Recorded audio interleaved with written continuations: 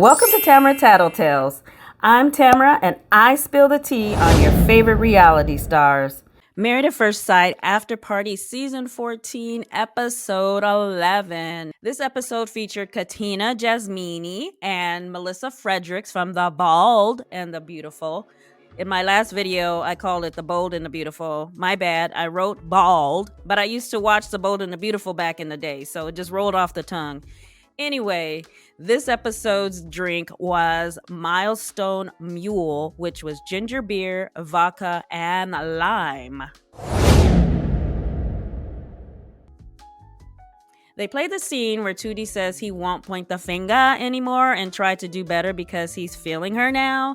And Keisha says that despite all of their ups and downs, Katina is still coming back. What is it about him that keeps you in this marriage? Katina says that Tootie has a sweet heart, but he is quick to speak, so knowing what to take seriously and what not to take to heart helps her. And Keisha asks if she thinks he's ever too rough.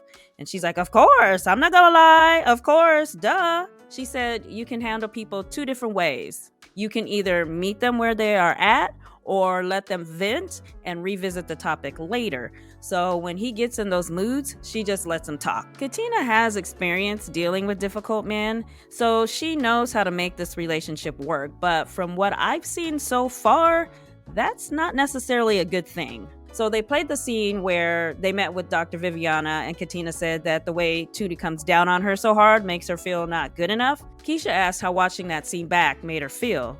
She said she feels bad for herself because she knows she is enough and she didn't deserve that type of judgment, especially from her husband. Girl, he's doing and saying a lot you don't deserve. Keisha asked Melissa what advice she has for Katina. She said for this to be Katina's first marriage, she handled it like a vet. For her to say that she can either match his level of anger or remain cool is a vet move. She said, I'm 18 years in and on any given day, it can go down. Jasmina said she knows that Tootie is the type to speak unfiltered, but then he catches himself right after, and because he does that, she lets him slide. You're giving him more slack than I would. Keisha asked if Tootie makes her feel like she's enough. She said her relationship is a work in progress, but she doesn't need him to make her feel like she's enough, because she knows that she is. Keisha said no one can determine your value unless you give them that power. Amen, sister.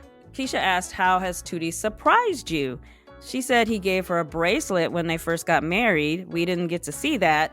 And he gives her charms for it from time to time.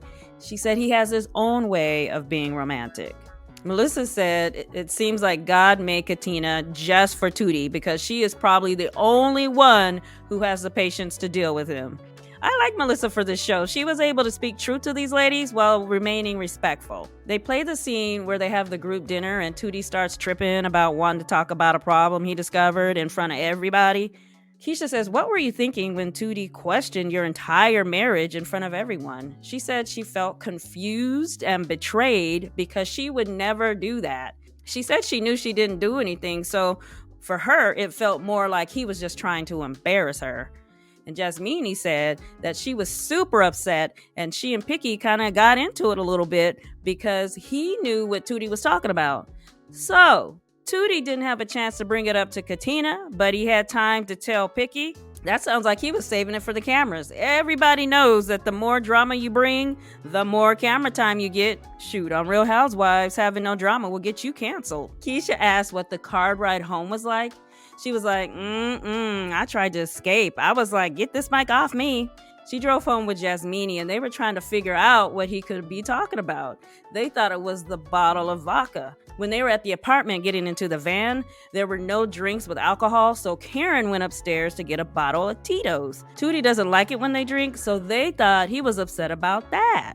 Tootie does drink, but he's like a one drink type of guy. And I guess he has a problem with people who drink more than that. They played the clip of them fighting over the dating app. Keisha said, first question, who is the real Katina?